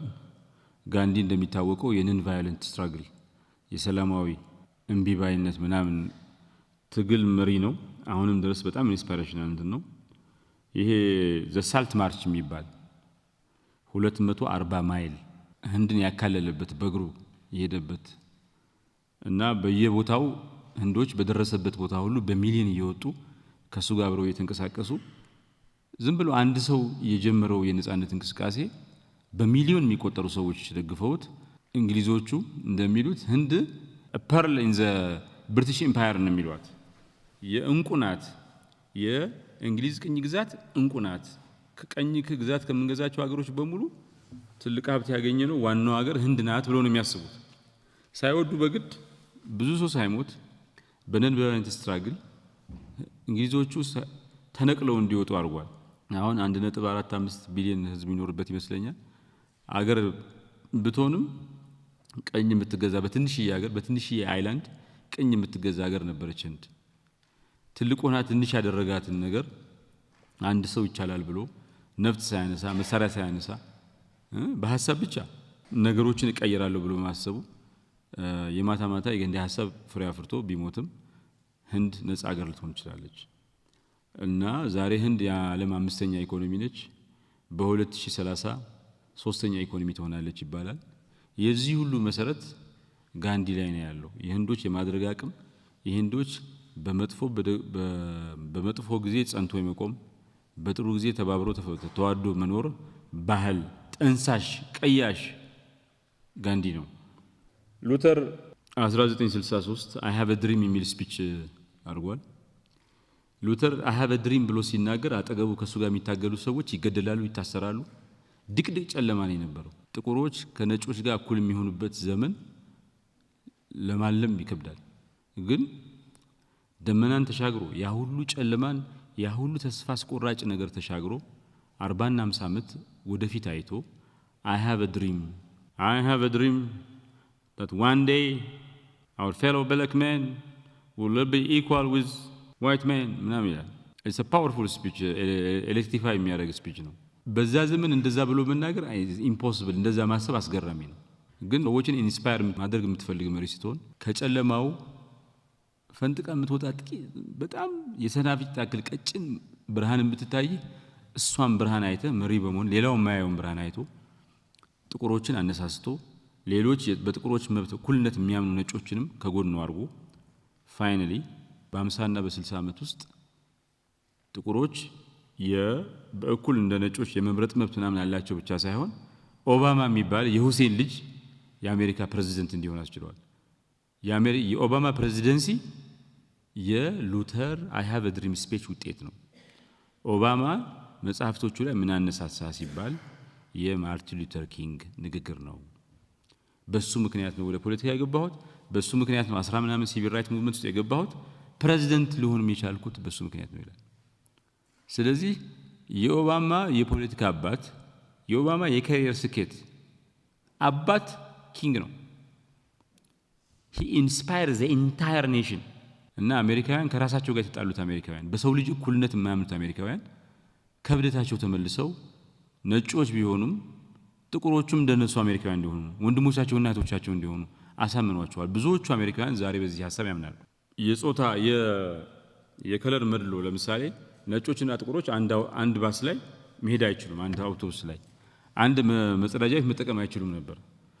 ነጮች ይመርጣሉ፣ ጥቁሮች መምረጥ አይችሉም ነበር። እነዚህ ብቻ እንዲሉ የታገለው ግን ትግሉ ስፒቹ ምናምን ብዙ ሰዎችን ኢንስፓየር አድርጎ ይሄ ዩኒቨርሳል ሳፍሬጅ የሚባለው ጥቁሮችም እንደ ነጮች የመምረጥ መብት እንዲያገኙ አድርጓል ብቻ ሳይሆን አንድ ጥቁር ሰውን ወደ ዋይት ሃውስ ወደ ነጭ ቤተ መንግስት አስገብቷል። ኪንግ ካሰበው በላይ ውጤት አምጥቷል። ትግሉ ፍሬ አፍርቷል። ኢንስፓየር የሚያደርጉ ሰዎች ዘመንን የሚሻገሩ ሰዎች ራሳቸውን ኢንስፓየር አድርገው የነሱ ትውልድን ኢንስፓየር አድርገው 5-6 ትውልድን ኢንስፓየር ያደርጋሉ። ንግግር ሲያደርጉ ያሰቡትን ግብ ከሱ በብዙ ጥፍ የበለጠ ትልቅ ድልን ያስመዘግባል፣ ይቀዳጃሉ። The art of the moral universe is long, but it bends towards justice. ምን ልበል የህዋ ወይ ደግሞ የዚህ ዓለም አርክ ረጅም ነው፣ ሲታጠፍ ረጅም ነው። የፈለገ ቢረዝም ግን ሄዶ የሚታጠፈው ፍትህ ወዳለበት በኩል ነው፣ የሚያዘመው ወደ ፍትህ ነው። እና የሆነ የተሳሳተ ነገር ስታዩ ፍትሃዊ ነገር ስታዩ ታገሉ። ስትታገሉ ብዙ መስዋዕት ጋር ረጅም ጊዜ ሊወስድ ይችላል።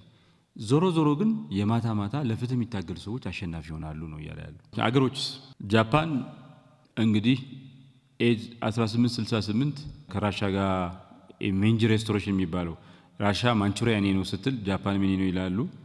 በዛ ምክንያት ወደ ጦርነት እንደሚገቡ ሲያውቁ ጃፓናውያን ንጉሳቸው ሜንጂ የሚባል ንጉስ ሜንጂ ሬስቶሬሽን የሚባል ፕሮጀክት ነድፎ ጃፓን የሰለጠነ ኢኮኖሚ ባለቤት የማድረግ እቅድ ነድፎ መንቀሳቀስ ጀመረ። ብዙ ተራምደው ግን የአንደኛው ዓለም ጦርነት መጣና ብዙ ጎዳቸው። እንደገና ሁለተኛው ዓለም ጦርነት ሲመጣም ከጀርመን ጋር ሆነው አቶሚክ ቦምብ ሁሉ ፈነዳባቸው፣ ተተኮሰባቸው ማለት። አስገራሚው ነገር ጃፓን ከሁለተኛው ዓለም ጦርነት ከኒውክሌር ቦምብ እልቂት ወጣ 1985-84 ላይ ሁለተኛው የዓለም ኢኮኖሚ ሆና አንደኛ ትሆናለች ብሎ ትልልቅ ሰዎች ጽፈው ነበር። it is so threatening አሜሪካን እና የጃፓን ኢኮኖሚ ከ1950 እስከ 1990 ድረስ 10% ነው ጂዲፒ ያደገው። አስገራሚ ነው። ጃፓኖች ቶዮታ፣ ሶኒ፣ ሆንዳ የሚባሉ አስገራሚ ዓለምን ያጥለቀለቁ በምርቶቻቸው ያጥለቀለቁ ካምፓኒዎች ቶዮታ የመኪና ካምፓኒ ነው፣ ሆንዳ የመኪና ካምፓኒ ነው፣ ሶኒ ቴሌቪዥን። ጭራሽ ሶኒ ደግሞ ብዙ ነገር ደርሶበት ብዙ በደል ደርሶበት ተራይቭ ያደረገ ኤክሰፕሽናሊ እንትን ነው። እና ጃፓን በኒውክሌር የደባየች ሀገር በኒውክሌር ድምጥማጧ የጠፋ ሀገር ከመሆን ወጥታ በዓለም 3ኛዋ ኢኮኖሚ ሆነች በአጭር ጊዜ ውስጥ። ይሄ የጃፓን ህዝብ ሁሉ ሞቲቬትድ ሆኖ ነው ተአምር እንሰራለን። በአንድ በኩል በሁለተኛው ዓለም ጦርነት ሽንፈት አዝነዋል፣ የማይሆን አሰራር መግባታቸው፣ በሌላ በኩል ደግሞ በተተኮሰባቸው የኒውክሌር ቦምብ በጣም ተቆጭተዋል እና ህዝባችንን ትልቅ እናደርጋለን ብሎ እጅ ለእጅ ተያይዘው እስካሁን ድረስ የጃፓኒዝ ሚራክል የሚባል የጃፓን ተአምር ተብሎ የሚጠራ የኢኮኖሚ እድገት አስመዝግበዋል። ጀርመንም እንደዛው ነች። ከሁለተኛው ዓለም ጦርነት በኋላ የጀርመንም የኢኮኖሚ ተአምር ነው የሚባለው ከ1950 እስከ 1970 ድረስ ኢኮኖሚያቸው በአቨሬጅ 8% ጂዲፒ አድጓል እና 1950 የነበረው የአንድ ጀርመናዊ አቨሬጅ ኢንካም በ1970 በ3 እጥፍ አድጓል። በአንድ በኩል ሶቪየት፣ በሌላ በኩል እንግሊዝ፣ አሜሪካ፣ ፈረንሳይ ያወደሟት ሀገር በጥንካሬ በተነሳሽነትና በራዕይ በአጭር ጊዜ ውስጥ የዓለም ሁለተኛ ኢኮኖሚ ገንብተው ነበር። የጀርመንም የጃፓን ታሪክ አንድ ህዝብ ሆ ብሎ ከተነሳ እጣ ፈንታዬን እቀይራለሁ ብሎ ከተነሳ አንድ ከሆነ በኮምፔሊንግ ቪዥን ከተሳሰረ ከኒውክሌር ቦምብ ውድመት በኋላ ትልቅ አገራት መጥተው ከተሞችን ምናምን ካጠፉበት በኋላ ነቅተህ ተነስተህ ሆ ብለህ ተነስተህ የዓለም ሁለተኛ ኢኮኖሚ የዓለም ሶስተኛ ኢኮኖሚ መሆን ይቻላል። የህዝብህን ገቢ በ3 እጥፍ ማሳደግ ይቻላል። ኢኮኖሚህን ለ40 ዓመት 10% ጂዲፒ ግሮዝ ባለ ሁለት አሃዝ ኢኮኖሚ እድገት ማስመዝገብ ይቻላል። ይሄ በምንም ስታንዳርድ ከተአምር ውጭ ሌላ ምንም ሊገልጸው አይችልም። ቼንጂንግ ማይንድስ ቼንጂንግ ሂስትሪ።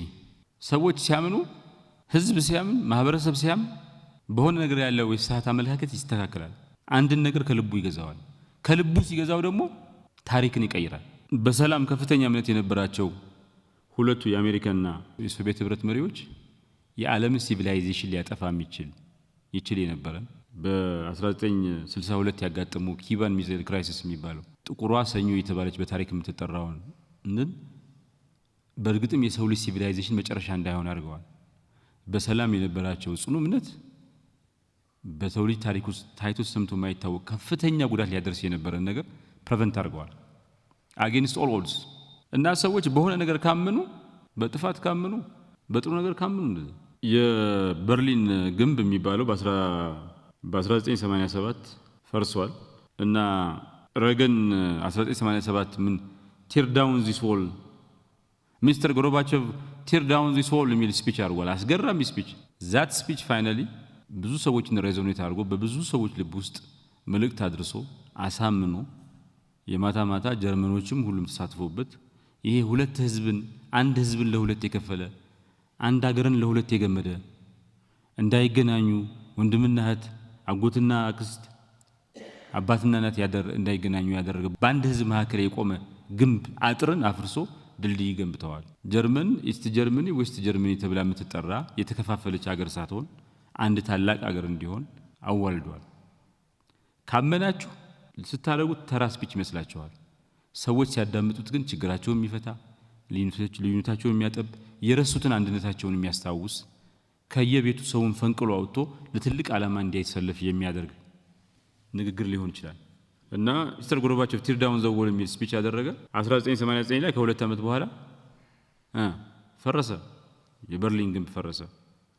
ዳግም ጀርመን አንድ አገር ሆነች። 1990 ላይ እንዲሁም እንደምታውቁት አፓርታይድ ስርዓት ሳውዝ አፍሪካ ውስጥ ነበር። ማንዴላ ይህን በመታገሉ ለ27 ዓመት ሮቢን አይላንድ የሚባል እስር ቤት ተጥሎ ይኖር የተፈረደበት ለህዝቡ ለፍትህ ለእኩልነት ስለታገለ ያ ወንጀል ተቆጥሮበት እንደ ወንጀል ተወስዶበት የሆነ ዘብጥያ ላይ የሆነ ከርችል ላይ የተጣለ ሰው ነበር።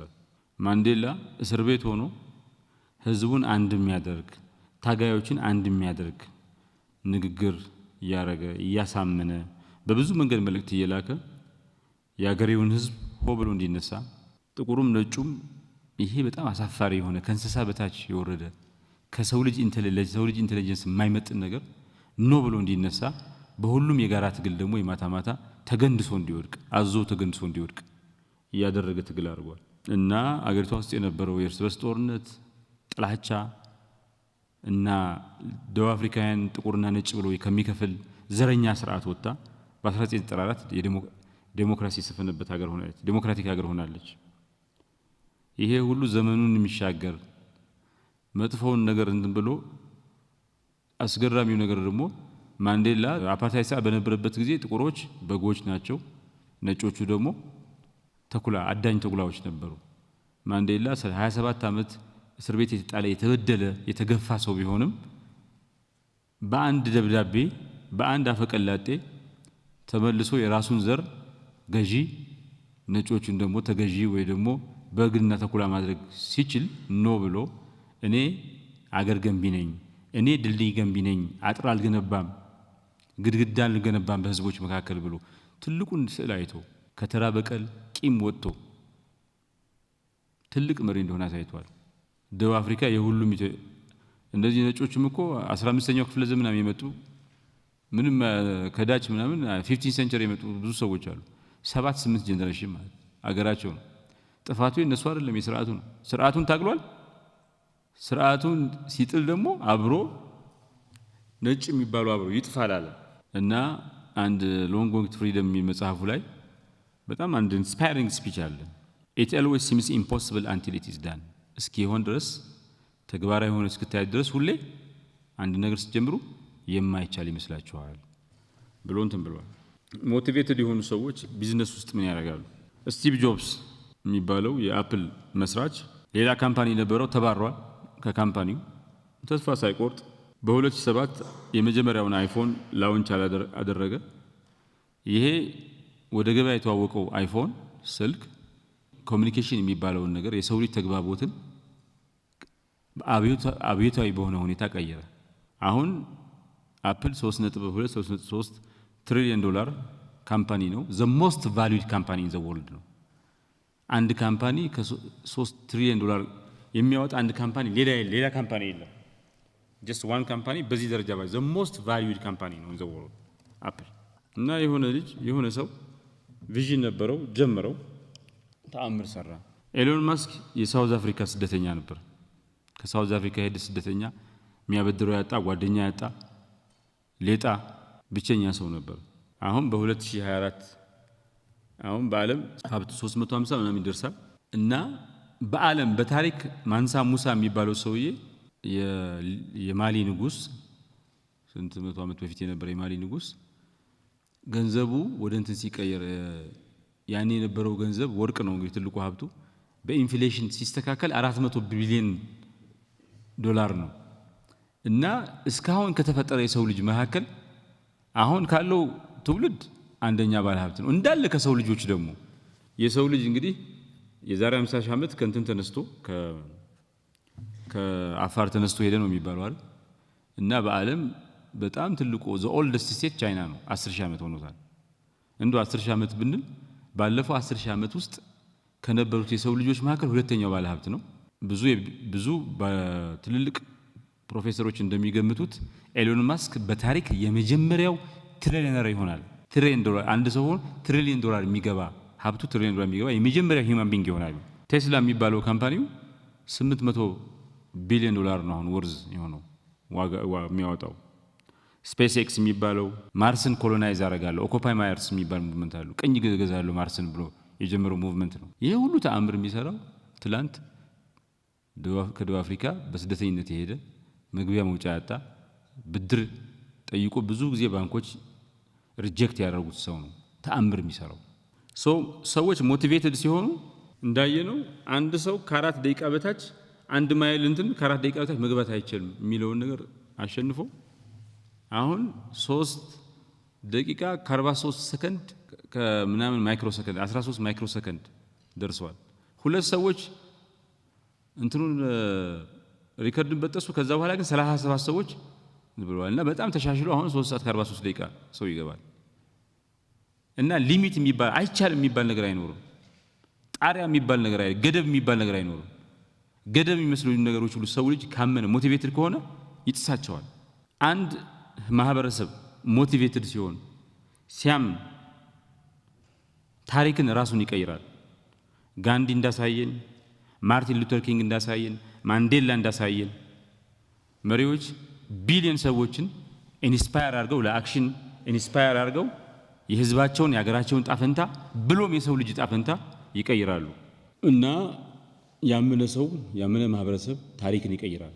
በራሱ ያመነ በከውዝ ያመነ በሪፎርም ያመነ ሰው ታሪክን ይቀይራል።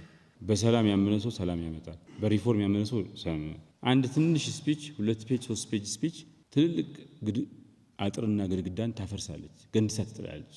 እና አንድ ፒተር ዳከር የሚባል ሰውዬ ምን ይላል? መጪውን ጊዜ ለመገመት የሚያስችለው የተሻለው ነገር ምርጡ እንትን ጊዜውን መስራት ነው ይላል። ይህን ጊዜ መስራት ነው። the best way to produce the future is to create it። የሚቀጥለውን ዘመን ምን እንደሚሆን መገመት ከፈልጋችሁ የተሻለው ነገር ተሰሩት፣ እንደዛ እንደምትፈልጉት አድርጋችሁ መስራት ነው ብሎ እንትን ያለ ነው። ሶ ሞቲቬሽን የሚባለው ኢንስፓይሬሽን የሚባለው ፐርሱዌሽን የሚባለው ነገር ህልምን ወደ ተጨባጭ ሀቅ የሚቀይር ዓለምን የሚለውጥ የሰው ልጅ ዕጣ ፈንታን የሚወስኑ ትልልቅ ነገሮች ናቸው።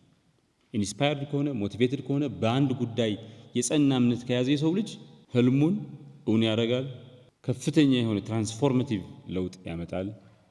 በድምርም የሰው ልጅ ዕጣ ፈንታ ይቀይራል። በዛ ምክንያት ነው ህልም፣ በዛ ምክንያት ነው ኢንስፓይሬሽን፣ ሞቲቬሽን፣ ፐርሱዌሽን ተአምር ይፈጥራል። እንደ ምትሃታዊ በሆነ ሁኔታ ነገሮችን ይቀይራል። የመቀየር ኃይል አለው የሚባለው ማለት ነው። ግን ሞቲቬሽን እና ኢንስፓይሬሽን ደግሞ ሌላም ነገር ያመጣል። እሱ ብቻ አይደለም፣ መጥፎ ነገርም ያመጣል። ሞቲቬሽን እና ኢንስፓይሬሽን ሌላ ውድቀት፣ ጣጣም ያመጣ ይችላል። መሪዎች ግርማ ካሪዝማ ሲኖራቸው ተአምር ይፈጥራሉ። ያን ካሪዝማ ግን እንደ አዶልፍ ሂትለር ለመጥፎ ነገር ሲውል ብዙ ችግር ይመጣል። በሁለተኛው ዓለም ጦርነት 75 ሚሊዮን ሰዎች አልቀዋል። አዶልፍ ሂትለር ጀርመናውያንን አስክሮ በከፍተኛ የንግግር ጥበቡ ችሎታው፣ የማሳመን ችሎታው ሰውን ከየቤቱ ፈንቅሎ አውጥቶ ለጀርመንም ለሌላው ዓለም ሕዝብም የተረፈ ጉዳት አስከትለዋል። 6 ሚሊዮን አይሁዳውያን በሃሎኮስት አልቀዋል።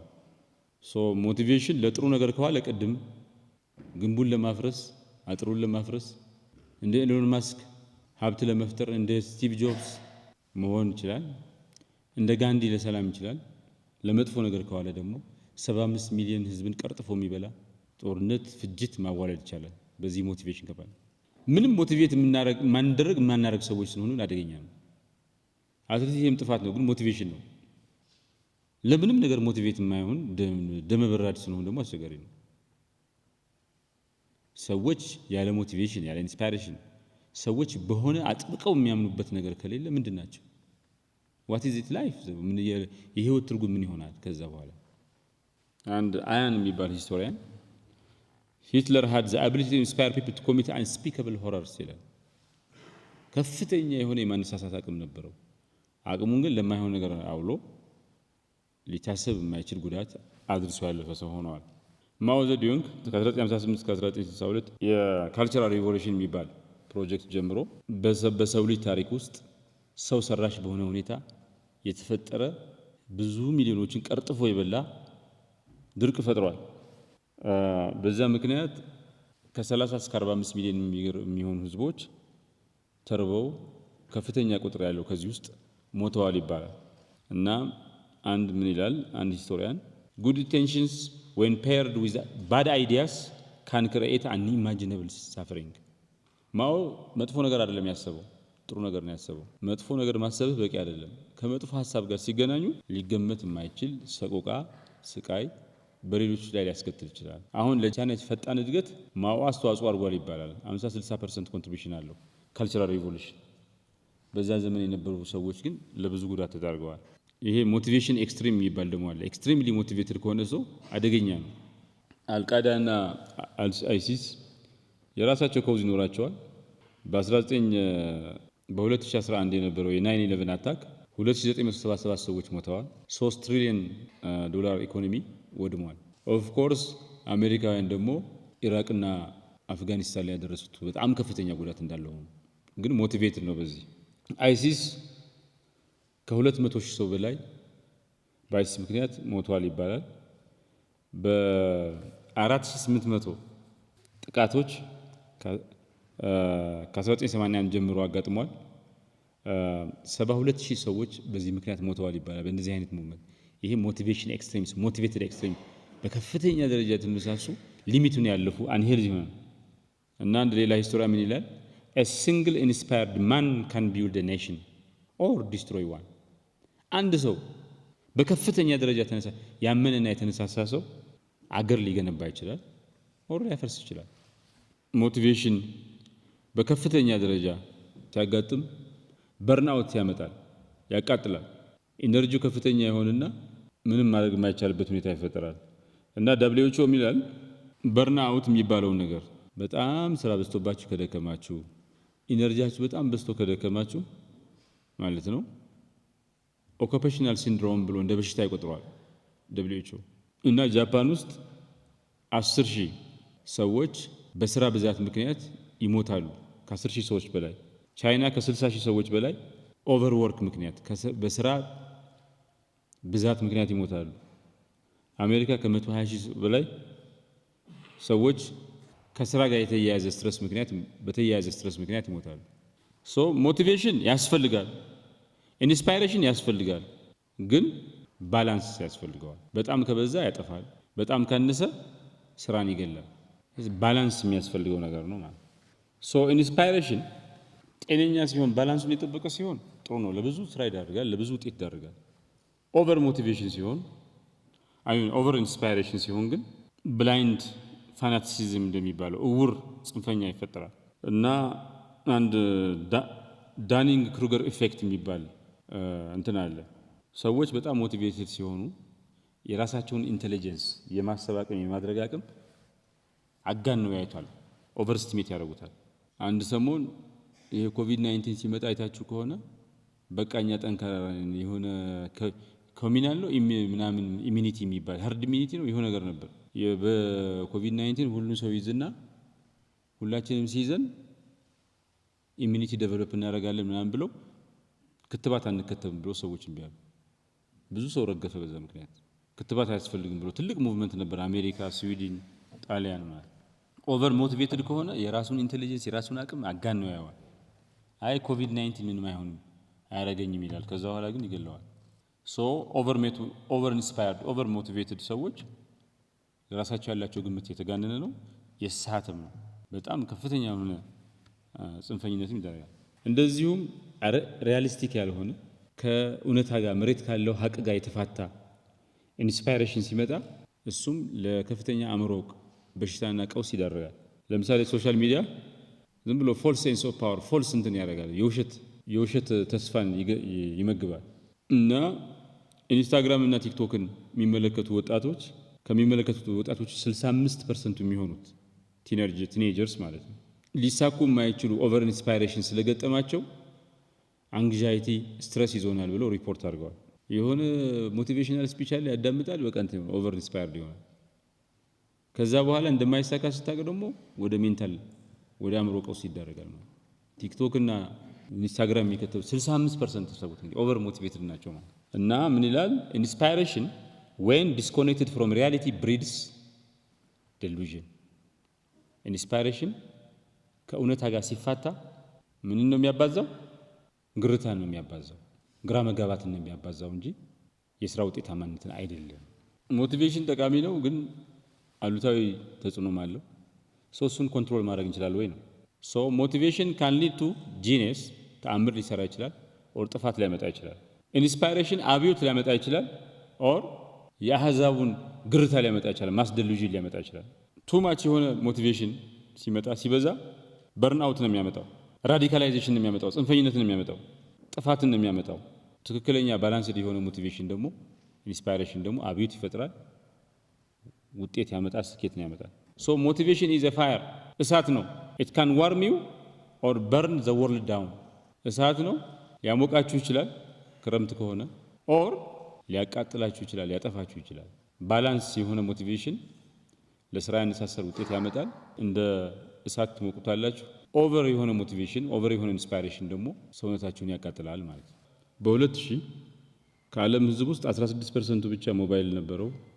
በ2024 ደግሞ 85% የሚሆነው የዓለም ህዝብ ሞባይል አለው። ስማርትፎን ኢንዱስትሪ የሚባለው ካምፓኒ እንዳለ $500 ቢሊዮን ያወጣል አሁን ኢንዱስትሪው፣ እና 3.5 ሚሊዮን ስማርትፎን ይደርሳሉ በዓለም ውስጥ። ይሄ ሁሉ እነ ስቲቭ ጆብስ ሲጀምሩት እንደዚህ ይሆናል ብሎ አላሰቡም። እነ ሳምሰንግ ሲጀምሩት እንደዚህ ይሆናል ብሎ አላሰቡም። ፈጣሪዎቹ በዚህ ደረጃ ይሆናል ባላሰቡ። አሁን 3.5 ቢሊዮን ሰው ዓለም 85% ስማርትፎን ይዟል ነው። ሞባይል ኮኔክትድ ነው። ከነዚህ ሞባይል ኮኔክትድ ከሆኑ ሰዎች ውስጥ ደግሞ 3.5 ቢሊዮን የሚሆን ስማርትፎን ነው የሚጠቀሙት። ስማርትፎን ብቻውን $500 ቢሊዮን ኢንዱስትሪ ነው። ኢትስ ኢንክሬዲብል። ይሄን ሁሉ ተአምር ማንም ሰው ያንዴ ሲሰሩ ሰዎች አይገመቱትም። ተስፋ ያደረጉ ሰዎች ብቻ ናቸው። ሶ ሞቲቬሽን ግለሰቦች ችግር ሲገጥማቸው ሬዚሊየንት እንዲሆኑ ከገጠማቸው ችግር ቢዮንድ ከፍ ብለው እንዲወጡ ካሻቸው ወደ ጨረቃ እንዲሄዱ ከፈለጉ አትሌት ሆነው እንደ ሰሬና ዊሊያምስ ምናምን ተአምር እንዲሰሩ ያስችላል። ኢንስፓይሬሽን እንደ ህንዶች ነፃ ለመሆን እንደ ጃፓንና እንደ ጀርመን የወደመ ኢኮኖሚን በአጭር ጊዜ የበለጸገ ለማድረግ ያስችላል። ያመኑ ሰዎች የኒውክሌር ጦርነትን አስወግደው የሰው ልጅ ጣፈንታ መጥፋት እንዳይሆን አድርገዋል። በርሊን የሚባል ወልን ገንድሰው ጥለዋል። እንደ ኤሎን ማስክና ስቲቭ ጆብስ የመሳሰሉ ታላላቅ የቢዝነስ መሪዎች ለዓለም ለውጥ ምክንያት ሆነዋል። የብዙ ሰዎችን ህይወት ቀይረዋል። በዛ ምክንያት የሚላል መሰላችሁ ዊንስተን ቸርችል ሳክሰስ ኢዝ ኖት ፋይናል ፌለር ኢዝ ኖት ፋታል። ስኬት የመጨረሻው አይደለም። የሳካለ ሰው ሊወድቅ ይችላል፣ ድንገት ሊወድቅ ይችላል። የሳካለ ሰው መታበይ የለበትም። በቃ ከዚህ በኋላ ከስኬት ሌላ ነገር የለም። ሁሌ የሳካለ ሰው ሁሌ ስኬታማ መሆን ከፈለገ መስራት ነው አማራጩ፣ መታበይ አይደለም። የወደቀ ተቋም ውድቀትን እንደ መጨረሻ ጣፈንታው ማየት የለበትም። ፋታል አድርጎ የወደቀ ሰው አይሞትም፣ ህይወት ይቀጥላል። ነገም ሌላ ቀን ነው። ዛሬ ችግር ሊገጥመን ይችላል። ጠንክረን ሰርተን ነገን የተለየ ማድረግ እንችላለን። ምን አለ መሰላችሁ ዩሴን ቦልት the only thing that can stop me is me አለ። እኔን ማቆም የሚቻለው እኔን ፌል እንዳደረግ የሚያደርገኝ ብቸኛው ኃይል ራሴ ብቻ ነኝ፣ ሌላ ማንም ሰው አይችልም። እና ለምን እንዳልሰራን ስንጠይቅ ብዙ ሰበብ ልንፈጥር እንችላለን። ትረስት ሚ እንደዛ አይደለም። በራሱ የማድረግ አቅም ላይ ከፍተኛ እምነት ያለው የተነሳሳ ሰው ማንንም ቢያደናቅፈው አይችልም። የሆነ ነገር ይሰራል፣ ተአምር ይሰራል።